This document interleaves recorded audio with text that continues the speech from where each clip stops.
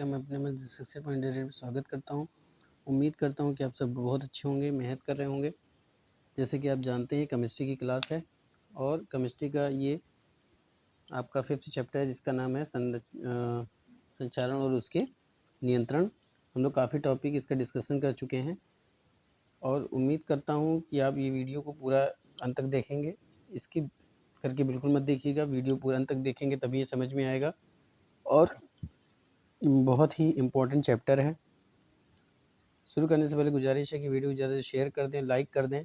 Video अच्छी लगती है तो उसमें कमेंट करें। जैसे भी वीडियो आपको लगती है आप कमेंट करें, मैं और बेहतर करने की कोशिश करूँगा। चलिए शुरू करते हैं आज का टॉपिक।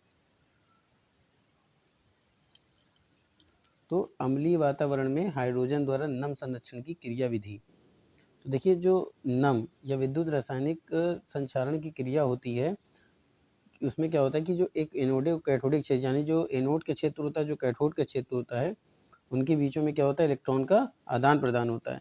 जिससे इस क्रिया में जो प्रक्रिया चलती है, जो अभिक्रिया चलती है, वो विद्युत रासायनिक सेल की तरह कार्य करती है। यानी इसमें जो एनोड और कैथोड के बीच में जो इलेक्ट्रॉनों का आदान प्रदान होता है और आदान प्रदान होने की जो अभिक्रिया चलती है वो विद्युत रासायनिक सेल की तरह कार्य करती है।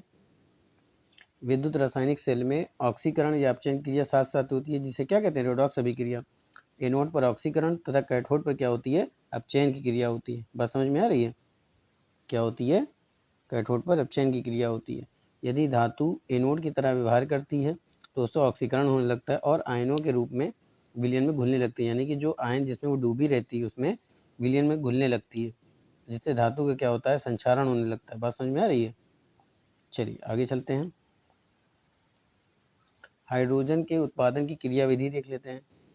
देखिए, ये चीज़ हम आपको चौथे चैप्टर में पढ़ चुके हैं आप, लेकिन फिर भी जो है वही चीज़ है, लेकिन आप फिर भी फिर से समझ लीजिए। ऑक्सीजन की उपस्थिति में, बात समझ में आ रही है? जब ऑक्सीजन की उपस्थिति की बात करते हैं, हाइड्रोजन के उत्पादन की एक विधि होती है।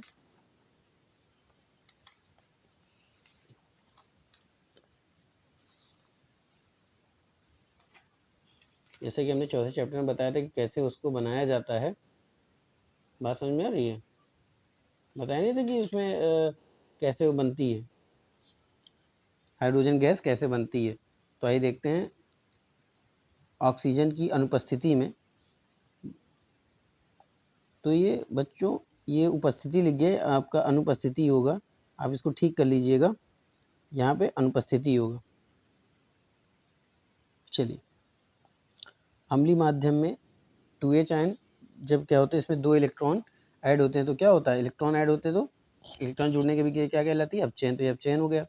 क्षारीय माध्यम की बात करते हैं, बात मान लीजिए क्षारीय माध्यम की बात करते हैं, तो जब ये इसमें क्या होता है, क्षारीय माध्यम में जब ये इसमें जल के साथ 2 इलेक्ट्रॉन जुड़ते हैं तो क्या बनता है, हाइड्रोजन बनती है, हाइड्रोजन मिलने लगती है। तो उदाहरण के लिए आयरन धातु लेते हैं। एनोड पर इसमें क्या करते हैं, आयरन धातु इलेक्ट्रॉन को त्याग कर देते हैं। यानी एनोड पर आयरन धातु क्या करते हैं, यानी एनोड जो आयरन धातु होती है वह एनोड का कार्य करती है, वही क्या करती है, इलेक्ट्रॉन का त्याग कर देती है और क्या बनाती है, फेरस। और उसके जो फेरस आयन होते हैं वो किसमें चली जाती है, बदल जाती है, आयन में बदल जाती है, यानी 2n2+ आयन में। तो यानी इलेक्ट्रॉनिक कमी हो गई, तो क्या हो गया, ऑक्सीकरण हो गया। इसी तरह इलेक्ट्रॉन धातु द्वारा कैथोड की ओर चले, इलेक्ट्रॉन होते हैं जब वो घुल के टूट गए तो वो कहाँ चले गए, कैथोड की तरफ, यानी पॉजिटिव आयन की तरफ, जिससे यानी निगेटिव आयन की तरफ, जिससे आपका क्या होता है, बात समझ में आ रही है? तो जो इलेक्ट्रॉन है वो किधर मूव करने लगे, आपके कैथोड की ओर चले गए, जिससे हाइड्रोजन आयन और हाइड्रोजन गैस के रूप में क्या होती है, मुक्त होने लगी। ये जो H+ आयन है वो किस में मिल गई हमको, हाइड्रोजन में मिल गई। ऐसे समझिए हाइड्रोजन आयन था और ये किस में मिल गया हमको, हाइड्रोजन में। तो विद्युत रासायनिक क्रिया में जो धातु हाइड्रोजन से ऊपर है वो सभी अम्लीय विलयन में घुलकर हाइड्रोजन गैस मुक्त करती है। यानी कि रासायनिक अभिक्रिया में जो धातु क्या होती है, हाइड्रोजन से ऊपर है, वो रासायनिक अभिक्रिया में क्या करती हैं, अम्लीय विलयन में घुलकर हाइड्रोजन गैस मुक्त करती हैं। देखिए, संपूर्ण क्रिया में जैसे आयरन था उसमें 2H आयन टूटे तो क्या बन गया, फ्लोरीन बन गया और हाइड्रोजन मिल गई। आगे चलते हैं। अब देखते हैं संक्षारण की निष्क्रियता क्या होती है। तो धातुओं का ऑक्सीकरण होने पर उनके ऊपर एक पतली परत, यानी जब धातु का ऑक्सीकरण होता है तो उसमें एक धातु की एक पतली परत बन जाती है, जिससे धातुओं की सक्रियता यानी प्रॉपर काम करने की क्षमता क्या घट जाती है और धातुओं में संक्षारण की क्रिया में निष्क्रियता आ जाती है।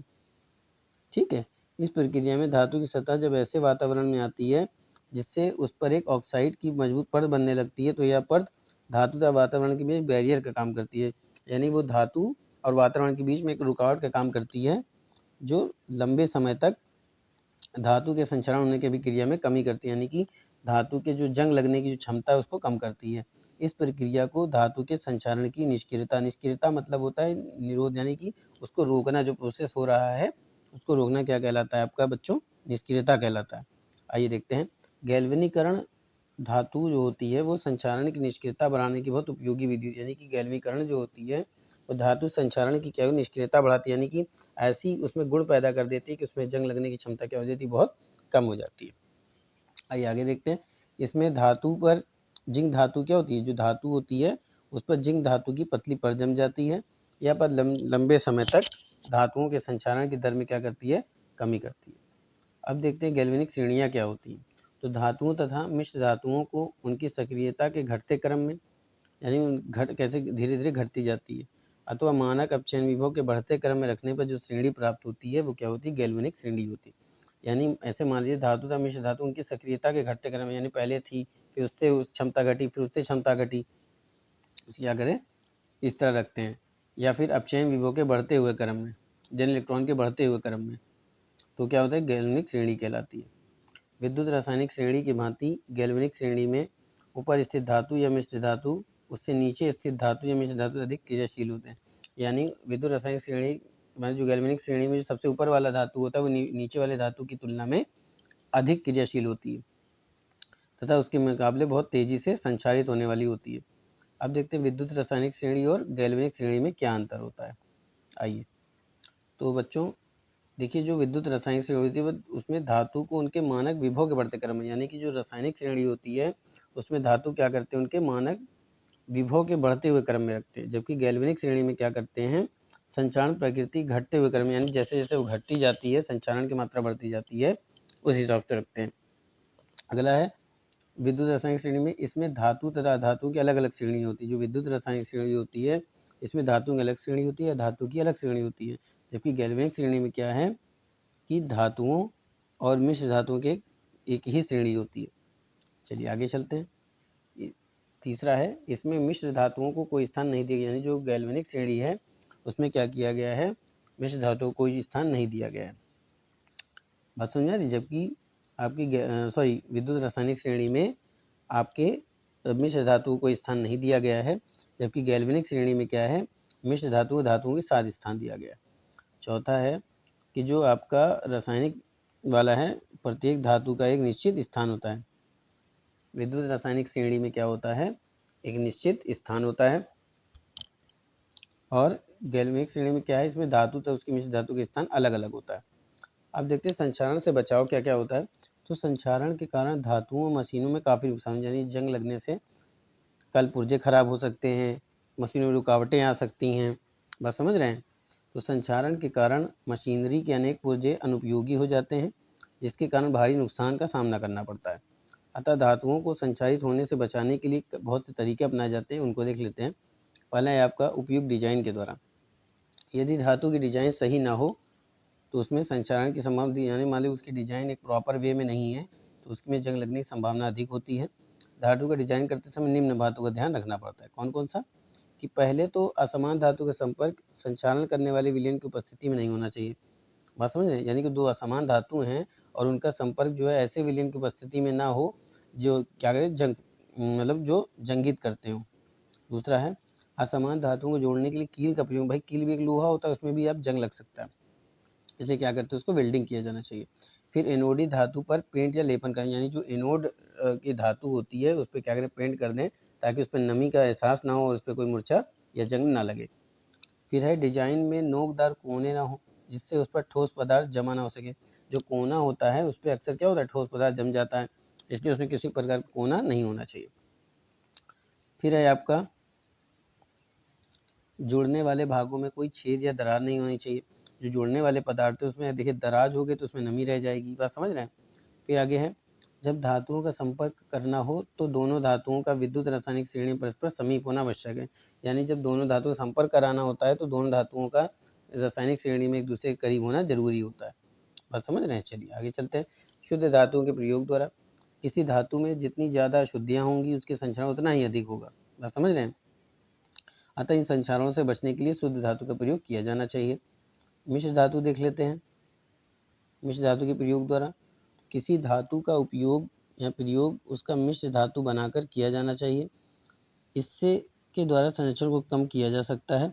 जैसे आयरन के लिए क्रोमियम सबसे ज़्यादा उपयुक्त धातु है तथा आयरन में 13 से 15% क्रोमियम मिलकर मिश्र धातु बनाया जा सकता है, जैसे फेराइट स्टेनलेस स्टील कहते हैं। बात समझ रहे हैं? ऐसे धातु का प्रयोग मिश्र धातु बनाकर किया जाना चाहिए जो संरक्षण को कम कर सके। जैसे आयरन के लिए आयरन में क्या करते हैं, जो सब बचाने क्रोमियम मिलाते हैं, कितना 13 से 15%, और वही क्या कहलाता है, फेराइट स्टेनलेस स्टील कहलाता है। बात समझ में आ रही है? अच्छा बच्चों एक चीज़ और देखिए, यहाँ पे दिखाया संचारण को कम काम हो लिख गया था, आप इसको कम कर लीजिएगा। चलिए फिर अगला है चौथा, संदमक का प्रयोग द्वारा। तो संदमक एक तरह का आपका रोकने वाला पदार्थ होता है, यानी निरोधक वाला पदार्थ होता है, जिन्हें यदि सूक्ष्म मात्रा मिला दिया जाए, ये थोड़ी मात्रा मिला दिया जाए, तो वह धातु के चारों ओर अधिशोषित होकर एक सुनाशनात्मक परत बना, यानी कि उसमें सोख कर क्या करें, चारों तरफ एक परत बना लेते हैं, जिससे जंग को रोका जा सकता है। जैसे संक्रमण तत्व के फास्फेट तथा क्रोमेट आदि एडोनी निरोध का कार्य, यानी कि जो संक्रमण तत्व होते हैं, संक्रमण तत्व में फास्फेट तथा क्रोमेट ये क्या होते हैं, एनओडी निरोध का कार्य करते हैं। आगे आपका उचित माध्यम का प्रयोग द्वारा। तो संचारण नमी जल के संपर्क में अधिक गति से होता है, यानी जो जंग लगने की जो क्षमता होती है वो नमी और जल के संपर्क में आने तेजी से होता है, क्योंकि नम वायु में ऑक्सीजन रहती है। ठीक है बच्चों, नम वायु में ऑक्सीजन रहती है, अतः धातुओं को जंग से बचाने के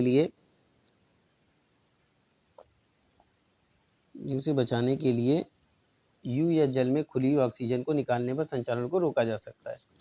बात समझ में आ रही है? करने के लिए नम वायु या जल में घुली हुई, ठीक है, या जल में ये घुली हुई होगा बच्चों, जल में घुली हुई ऑक्सीजन को निकालने के लिए। ठीक है, तो धातु संचारण से बचाने के लिए नम